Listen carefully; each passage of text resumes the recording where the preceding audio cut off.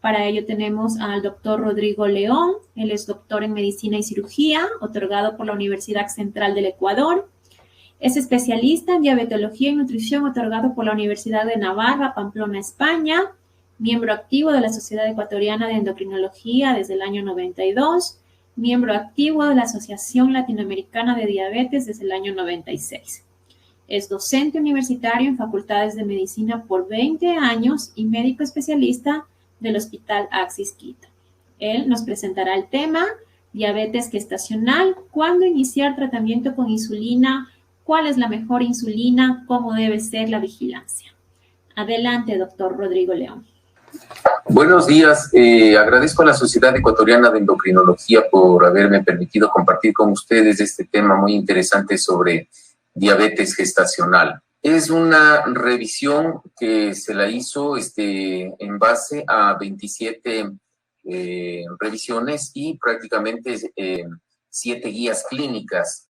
Junto con ella, pues, me van a permitir leer lo que se está haciendo en el momento actual.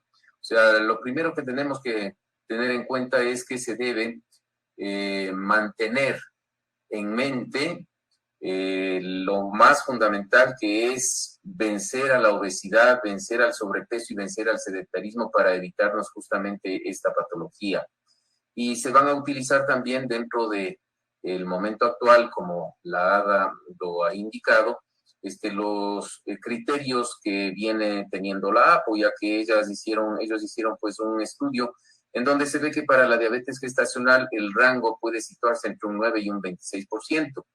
Y en la población global se estima que aproximadamente entre un 6 a 7% de los embarazos se complican por la diabetes, y un 88 o 90% de estos son mujeres con diabetes gestacional, y quedando un 10 a un 12% para diabetes pregestacional. Y de ellos, pues el 35% corresponden a la diabetes tipo 1 y a la diabetes tipo 2 del 65%. La definición de diabetes gestacional tiene que ver porque es uno de los grandes problemas de salud que tenemos. Es una pandemia desde el año 2021 y desde el siglo pasado, diríamos, ¿no?, que se extiende a la mujer embarazada y que va a tener repercusiones.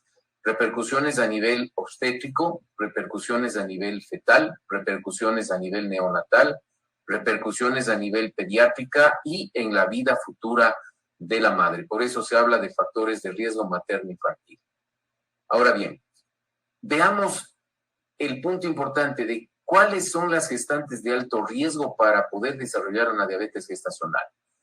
Deben tener una edad mayor o igual a 30 años, deben haber tenido o tener un sobrepeso y obesidad, o haber sido diagnosticadas de síndrome de ovarios poliquísticos, tener antecedentes familiares de diabetes mellitus, ser conocidas por una alteración de la glucosa en ayunas o una intolerancia a los hidratos de carbono previas al embarazo, o una diabetes gestacional en un embarazo previo, macrosomía fetal en el embarazo previo y abortos o mortinatos sin tener una etiología clara. Ahora bien, comparando con aquellas pacientes que serían de bajo riesgo para desarrollar una diabetes gestacional, lo que tenemos que hacer es pensar en que si ha habido ausencia de historia familiar de la diabetes en familiares de primer grado, esto defiende a la mujer de tener una diabetes gestacional. Igual, una edad menor a 25 años, no ser miembro de raza de alto índice de diabetes mellitus como negros, hispanos y latinos, tener un peso normal antes del embarazo, por eso hablaba de la obesidad y del sobrepeso previos, no historia de problemas obstétricos como mortalidad perinatal no explicada, malformaciones fetales, o uno de sus productos haber tenido más de 4.5 kilos. No tener la presencia de glucosa alterada en ayunas o de intolerancia a los carbohidratos, no antecedentes de diabetes gestacional, y también es muy importante no hipertensión esencial antes o durante el embarazo. Ahora bien, ¿qué es lo que se tiene que hacer para esta situación? Para esta situación lo importante es una búsqueda precoz, y la búsqueda precoz se puede hacer mediante este screening, este cribado de diabetes gestacional. No se la va a utilizar como diagnóstico, y esto es muy importante. Este es un pesquisaje con el cual podemos, mediante una sobrecarga oral de glucosa con 50 gramos, medir la glucemia plasmática a la hora, y el umbral es de 130. Y con esto podemos identificar un 80% de los casos. Si es que es mayor a 130 el umbral, entonces hay que enviar a estas pacientes a realizar una sobrecarga oral de glucosa con 75 gramos. Algo que es muy importante es tener presente que las pacientes en este aspecto no tienen que estar consumiendo fármacos como beta-adrenérgicos, etcétera, o tener algún tipo de comorbilidades o infecciones que pueden alterar esta prueba. Ahora bien, aquí viene el estudio que les estaba comentando respecto a la Asociación de los Grupos de Estudio Internacional de la Diabetes y Embarazo, que fueron adoptadas por la ADA. ¿Hay puntos de controversia? Desde luego que sí, y ya vamos a ver a posteriori el estudio de la ALAD en el 2016 y lo que dice un poco la ADA en el 2022. Entonces, ¿cuáles son los puntos de controversia? Que el punto de diagnóstico de la APO, de que es arbitrario, de que se eleva el diagnóstico de la diabetes gestacional en un 17.8%, lo cual significa costos de salud aumentados dentro del sistema de salud de nuestros sistemas ya debilitados, hablemos así, de todo lo que es Latinoamérica. No se demuestra una mejora en indicadores costo-efectividad, está cuestionado por varias sociedades científicas, por incremento en la prevalencia en embarazadas mayores de 30 años, y esto ya es una problemática, como les comentaba, de salud pública. La APO sugiere que el valor de diagnóstico en ayunas sea de 92, ¿no? Y que se lo aplique desde el primer trimestre de gestación. Ahora, si bien es cierto, la OMS lo acepta, pero aclara que la evidencia de estos estudios es muy baja. Bien, si llegamos justamente a la sospecha de la diabetes gestacional, ¿cuáles son las recomendaciones para realizar la sobrecarga oral de glucosa? La mujer tiene que estar en ayuno de 8 a 10 horas, tiene que ir entre las 7 y 9 de la mañana, debe mantener reposo físico y mental, no fumar, la ingesta de glucosa tiene que hacérsela en 5 minutos y en caso de no tolerar, hay que repetir la prueba antes de 3 días. Y ojo, nunca debe realizarse esta prueba en un diabético diagnosticado, nunca debe realizarse en un paciente hospitalizado por cualquier morbilidad o descompensación aguda, porque, como es lógico, por sentido común, pues esto va a alterar y va a afectar los resultados que obtengamos de esta prueba. Ahora bien, la prueba de tolerancia oral a la glucosa, como bien dice y comentamos lo de la APO, con 75 gramos tiene que hacérsela siempre, ya no con 100 como era antes, y ellos indican que se tiene que realizar el cribado desde las 15 semanas del embarazo. Si no hay diabetes gestacional, en estas semanas hay que repetir la prueba a las 24 y 28 semanas de gestación. Y desde luego la sobrecarga oral de glucosa tiene que hacerse con 75 gramos de glucosa disuelto en 300 cc de agua. Los puntos de corte en sangre venosa, que esto es otra cuestión importante, no es sangre capilar sino venosa, tiene que ser glucemia en ayunas mayor a 92, glucemia a la hora poscarga mayor a 180, glucemia a las 2 horas poscarga mayor de 153. Uno o más de los valores señalados dan positividad para diabetes gestacional. Muy bien. ¿Por qué evaluar durante el embarazo? El primer trimestre, una glucosa en ayunas superior a 92 puede ser suficiente para identificar mujeres con alteración de la glucosa en ayunas. Esto nos está comentando justamente la APO ahora aquí para el 2022, cosa que antes era, el corte era mayor, era 100.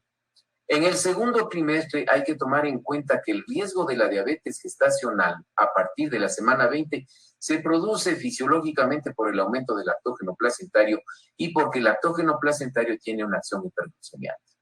Esto es muy importante en nuestra población ecuatoriana como en el resto por ser hispanos con alta prevalencia de diabetes mellitus y se recomienda utilizar el cribaje cuando haya como, o sea, el diagnóstico en la visita primera, prenatal, con 50 gramos de glucosa y el control a la hora.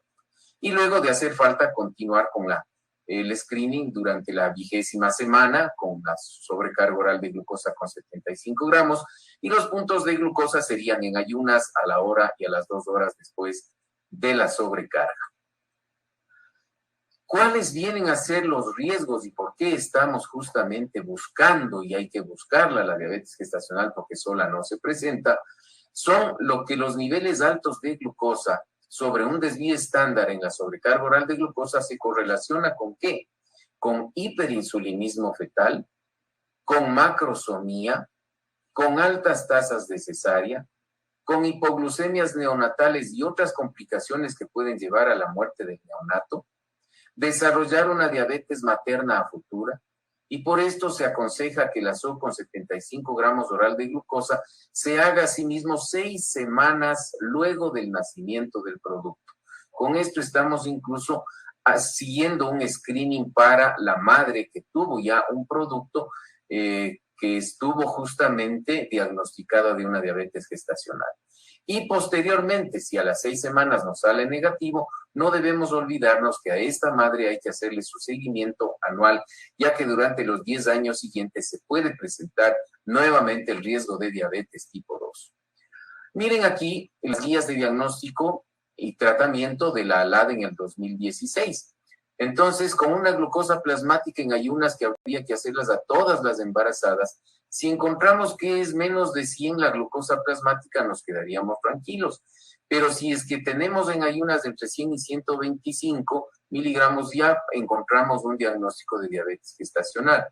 Si es igual o mayor a 126 miligramos, ya tenemos que es una diabetes posiblemente pregestacional, o más todavía si es una glucemia en ayunas mayor a 200, más los síntomas y más factores de riesgo, pues entonces ya tenemos el diagnóstico de diabetes.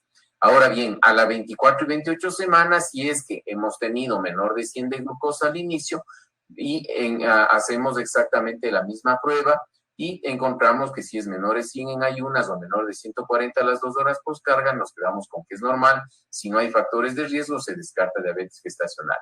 Pero si de todos modos esta nos sale normal, pero hay factores de riesgo, hay que volver a repetir la prueba a las 30 a 33 semanas, con la misma prueba de tolerancia oral a la glucosa, y aplicamos asimismo el criterio de menos de 100 en ayunas o menos de 140 después de 2 horas, es normal. Pero si sale mayor a estos, ya existe un diagnóstico de diabetes gestacional. Entonces, esto es lo que se decía en el 2016. En el 2022 lo que sucede es que la glucemia en ayunas, que tiene diagnóstico de 126, es diagnóstico de diabetes mellitus, pero cuando hay de 92, o sea, entre 92 y menor a 126, y hay sospecha de diabetes gestacional, y esto es lo que decía la APO, entonces hay que hacer un test de tolerancia oral a la glucosa con los puntos de corte que ya les señalé: 0 minutos 92, 1 hora 180 y 2 horas 153. Uno o más de estos datos sobre estos valores ya es diagnóstico de diabetes gestacional. Y aquí exactamente igual, si es que la glucemia en ayunas es menor de 92, se considera normal, pero hay que repetir la prueba 24 o 28 semanas, ¿no? Para poder obtener los datos y saber si realmente con los puntos de cohorte bajos podemos determinar que no existe una diabetes gestacional. Bien, aclarado esto, ya cuáles serían los objetivos del control metabólico en la diabetes gestacional. Y uno de ellos con los cuales debemos basarnos es con el monitoreo glucémico. O sea, mujer con diabetes gestacional, tenemos que iniciar el monitoreo glucémico. Para ello, debe empezarse con cursos de educación que pueden ser individuales y grupales, para que comprenda de qué se trata el monitoreo glucémico, qué vamos a pedirle a ella que haga respecto a hábitos nutricionales, cómo tiene que realizar su vida cotidiana respecto a ejercicio, a sus trabajos, etcétera, y cuáles van a ser las técnicas que va a utilizar en la automedición de la glucosa. Y algo que es muy importante, no solo son las técnicas de automedición, sino la interpretación de estos resultados para poder indicar y hablar inmediatamente con su médico o su enfermera o su equipo de salud cuando encuentran datos que no son normales. Segunda situación, inyección de insulina.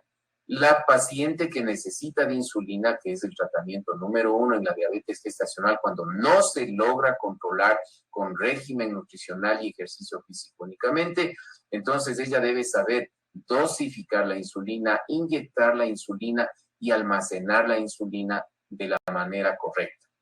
Supervisión, pues el contacto permanente con el equipo de salud para poder justamente mantener un control mensual durante todo el embarazo, o si fuera necesario, controles mucho más pequeños, digamos, cada semana, cada 15 días, en fin, dependiendo de las complicaciones que vayan presentando las mujeres con diabetes gestacional. Y desde luego otros parámetros de control, como ya les he dicho, que es el interpretar los resultados de hipo o hiperglucemia. También es importante conocer cuándo esta paciente está en cetosis, porque eso es asimismo un problema bastante serio y que hay que prevenirlo a tiempo. ¿Cuáles serán las conductas terapéuticas? Siempre tendrán que ser rápidas y comentadas con el equipo de salud. Capacitación para indicarle a la madre que puede ella pensar en tener un parto normal o posiblemente haya que hacer una cesárea, y luego ya consejos sobre la lactancia materna y posteriormente la anticoncepción. Y desde luego fundamentalmente la prevención a futuro en la madre de la diabetes mellitus tipo 2 y los controles en los niños con el pediatra respecto a su peso y a su talla, dependiendo en la semana gestacional que hayan nacido y de las comorbilidades que hayan podido tener. Y desde luego a esto hay que añadir algo que es fundamental, y es la adaptación a las necesidades socioeconómicas y culturales.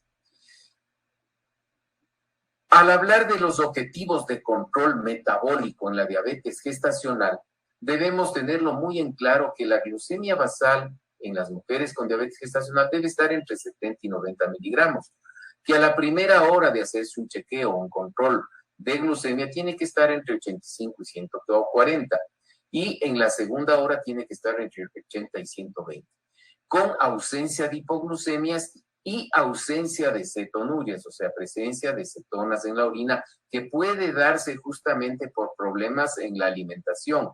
Y esto es fundamental. Alimentaciones demasiado restrictivas van a traer cetonurias y esto va a causar problemas metabólicos tanto en la madre como en el producto. Y asimismo, si la glucemia es mayor o igual a 200 de forma aleatoria, o si hay disminución de peso, tenemos que estar muy atentos a la presencia de cetonurias. La frecuencia depende de la mujer, hay que individualizar y depende, como les decía, de la severidad de las comorbilidades. Respecto a la insulinoterapia, es la recomendación con fundamento científico, agente de primera línea en la diabetes, en el tratamiento de la diabetes gestacional. Se puede iniciar con 8 días de prueba con tratamiento no farmacológico, o muchas veces inmediatamente, según el caso, se debe iniciar con el tratamiento con insulina. ¿Cuáles son las insulinas aprobadas? La NPH humana, la rápida o ultra rápida aspartica. Estas tienen justamente una calificación de B que puede utilizarse en forma de bolus. Y la D-Temir, insulina análoga aprobada por la FDA asimismo, que tiene categorización o calificación de B. Las dosis de NPH al inicio serán de 0.1 a 0.2 unidades por kilo, dependiendo del peso actual día de la paciente que inicia la insulinoterapia. Y dosis de regulares o ultra rápidas hay que individualizarlos, ajustando las necesidades a las propias de cada paciente, según sus necesidades. Bien, esto nada más para comparar con lo que habíamos dicho del 0.1 a 0.2 unidades por kilo de peso en una paciente con diabetes gestacional. En cambio, las necesidades de insulina en pacientes diabéticas tipo 1 durante la gestación, o sea, ellas ya han sido diabéticas y se han embarazado, entonces son estos los valores de las unidades. Fíjense en cómo va variando y va incrementándose conforme va la gestación avanzando. Respecto a los hipoglucemiantes orales, 2 palabras, metformina y glibenclamida, tienen clasificación B, aprobados por la FDA, pero ambos atraviesan la placenta. No existen datos de seguridad en la actualidad a largo plazo. En poliquistosis ovárica se les recomienda seguir dando la metformina hasta la semana 20 de gestación. Y siempre hay que tomar en cuenta las recomendaciones de las entidades regulatorias respecto a este tipo de fármacos y al cuidado que tiene que existir en el equipo multidisciplinario. Entonces, aquí vienen que los objetivos del control metabólico en la diabetes gestacional vienen a ser el trabajo, como ya les indiqué hace un momentito, el trabajo multidisciplinario entre ginecobstetra, que son los primeros que van a tener relación con la mujer embarazada, el diabetólogo y endocrinólogo que trabajará en conjunto con él el momento en que el ginecobstetra nos pida justamente realizar el diagnóstico certero o no de diabetes gestacional, y desde luego, según como vaya avanzando la gestación y el momento ya del parto o previo al parto incluso, la ayuda por parte del neonatólogo y del pediatra después es fundamental. Entonces, todos debemos insistir en los cambios del estilo de vida. Esto es importantísimo respecto a mantener una alimentación sana con el número de calorías necesarias dentro de la gestación, el ejercicio físico diario que puede realizar la madre cuando no hay amenazas de aborto, cuando no hay amenazas de parto prematuro, etcétera, etcétera. El ejercicio físico es fundamental como en cualquier otro paciente diabético. Buscar la felicidad en el trabajo, el equilibrio en el trabajo y en la familia, que viene a ser el núcleo de la sociedad. Estamos justamente bajo nuestra responsabilidad, está la vida, tanto de la madre como del niño. Y esto es muy importante y por eso es que el trabajo tenemos que hacerlo planteándonos estos objetivos quienes estamos interviniendo como equipo de salud junto con la madre. Hay datos interesantes a tener en cuenta. Diabetes gestacional en menores a 25 años que realmente son raros, sin antecedentes patológicos familiares, con peso normal o baja de peso, vale la pena dosificar anticuerpos anti-GAD y sin T8 para descartar una diabetes autoinmune. Conviene también descartar en ocasiones la presencia de una diabetes mellitus tipo 2, 2 tipo Moody, que se pueden dar justamente, pero a esto ya estaremos en la presencia de familiares que prácticamente todos ellos han sido ya diagnosticados de una diabetes mellitus tipo 2 o Moody. Y hay que hacer una reclasificación que es fundamental a las 6 semanas postparto, volvemos a insistir en esto, para descartar la diabetes mellitus tipo 2, haciendo la madre una dieta libre y realizando 2 glucemias basales que sean iguales o mayores a 126, ya nos estaría dando el diagnóstico de que la madre que tuvo diabetes gestacional luego de estas 6 semanas tiene ya una diabetes franca. Si el resultado de la glucosa fue normal, hay que realizar los controles anuales como habíamos comentado y habíamos hablado con anterioridad. Conclusión y por qué inconclusa, ya les explico. En Latinoamérica debemos mejorar el estado nutricional de las niñas y de las mujeres en edad reproductiva. Esto es fundamental y aquí tenemos un problema de salud pública, o porque hay justamente desnutrición o porque hay justamente problemas en la nutrición desde la niñez. Los médicos debemos seguir trabajando por la prevención en la salud, que es lo fundamental. Y la educación es la tabla de salvación, siempre junto con la motivación. Esto es básico y realmente no nos cuesta, como nos cuesta luego ya la medicación en pacientes que han sido diagnosticadas de diabetes gestacional o a posteriori ya de diabetes declarada. Así que esto es lo que quería yo traerles a colación y se les agradece por su atención. Queríamos felicitar al doctor Rodrigo León por su excelente ponencia. Queríamos recalcar la importancia del automonitoreo glucémico en la toma de decisiones en las mujeres con diabetes gestacional, la importancia de la insulinización oportuna y de la titulación según el automonitoreo glucémico. Y para finalizar, la reclasificación de estas pacientes en el periodo postparto.